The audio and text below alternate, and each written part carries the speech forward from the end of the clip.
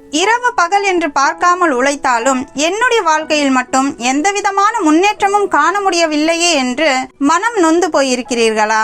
இன்றைக்குரிய செய்தி உங்களுக்குத்தான்.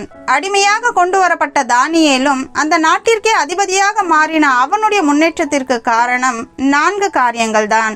இந்த 4 காரியங்கள் உங்களுடைய வாழ்க்கையிலும் காணப்பட்டால் நிச்சயமாக உங்களுடைய வாழ்க்கையும் வெற்றியுள்ள வாழ்க்கையாக மாறும். முதலாவதாக உறுதி.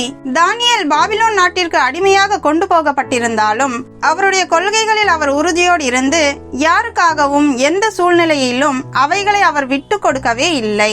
அந்த நாட்டின் உணவு பழக்கங்கள் கூட தன்னை தீட்டுப்படுத்திவிடக் கூடாது என்பதில் அவர் உறுதியோடு இருந்தார். இரண்டாவதாக உண்மை. ராஜாவினால் தானியேல் குடும்பத்தை விட்டு பிரிந்து அடிமை என்ற அந்த நிலைக்கு தள்ளப்பட்டிருந்தாலும் அந்த நிலையிலும் அவர் ராஜாவுக்கு உண்மையாக இருந்தார். ராஜாவினுடைய வெற்றியும் நன்மையை மாத்திரமே தானியேல் விரும்பினார். ராஜாவே, நீர் என்றும் வாழ்க என்று சொன்ன அவருடைய வார்த்தைகளில் அவைகளை காண முடியும். மூன்றாவதாக நேர்மை. தானியேல் அந்த நாட்டிற்கே அதிபதியாக மாறின பிறகும் தன்னுடைய கடமைகளில் அவர் நேர்மையோடு இருந்தார். பொய், ஏமாற்றுதல், லஞ்சம் என எந்த தவறான காரியங்களுக்கும் தன்னை விற்று போடாமல் தன்னுடைய வேலையை நேர்மையோடும் கண்ணியத்தோடும் செய்து வந்தார். ஆதலால் தான் தானியேலுடைய வாழ்க்கையிலிருந்து அவருடைய எதிரிகளால் ஒரு குற்றமும் கண்டுபிடிக்க முடியவில்லை. நான்காவதும் மிக முக்கியமானதும் விசுவாசம். தானியேலுடைய எல்லா சூழ்நிலைகளிலும் அவரை கைவிடாமல் வழிநடத்தி கொண்டு வந்ததும் அவருடைய அந்த உயர்ந்த பதவிக்கும் காரணம் தேவன்தான் என்பதை உணர்ந்த தானியேல் ஆரம்ப காலம் முதல் அவரை உறுதியோடு பற்றி கொண்டு தினமும் 3 வேளையும் தவறாமல் ஜெபித்து வந்தார்.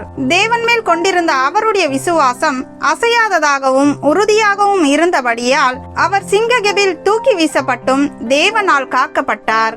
அவரிடம் காணப்பட்ட உறுதி, உண்மை, நேர்மை என்ற எல்லா குணங்களையும் தேவன் மேல் கொண்டிருந்த விசுவாசத்தினால் ஜெபத்தின் வழியாக அவர் பெற்றுக்கொண்டார். ஆகையால் இந்த 4 காரியங்கள் உங்களுடைய வாழ்க்கையிலும் காணப்பட்டால் உங்களுடைய வாழ்க்கையும் நிச்சயமாக முன்னேற்றத்தை கொண்ட ஒரு வெற்றியுள்ள வாழ்க்கையாக மாறும்.